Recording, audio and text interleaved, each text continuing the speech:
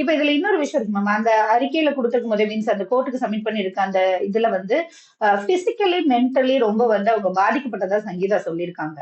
இப்ப எவ்வளவு குரூயலான mind set. இன்னைக்கு ஓப்பன் அப்பா வெளியில வந்து நிறைய பெண்களுக்காக பேசுறாரு. நிறைய சொசைட்டில வந்து விமன் அபியூஸ் நடக்கக்கூடாது, விமனுக்கு ப்ராப்ளம் இருக்கக்கூடாது, தமிழ்நாட்டுல விமனுக்கு சேஃப்டி இல்லை, இப்படி எல்லாம் பேசுறாரு. அது ஓட்டுக்காக, பெண்கள் ஓட்டுக்காக கொடுக்கப்படுற statement. It's such a global statement இல்ல.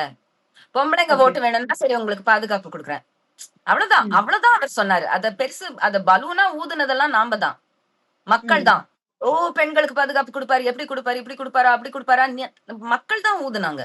அப்படி சும்மா அவர் உருட்டுனதுதான். அவர் பேசிக்கலி நீங்க சொன்ன மாதிரி சங்கீதா நோட்டீஸ்ல இருக்கிற விஷயம் தான். Is a very difficult person to live with.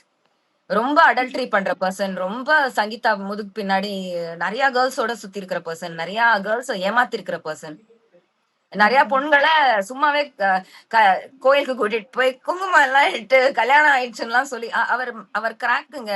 நிஜ வாழ்க்கையிலேயே மேல நடிச்சுட்டு எல்லாம் சுத்துவாரு அவரு. ஹி நீட்ஸ் தெரப்பின்னு கூட இருக்குல்ல அந்த லீகல் நோட்டீஸ்ல. ஹி ரியலி நீட்ஸ் சைக்கோ மட்டும் கிடையாது, இஸ் டில்யூடட், மெகலோமேனியாக் அவரு.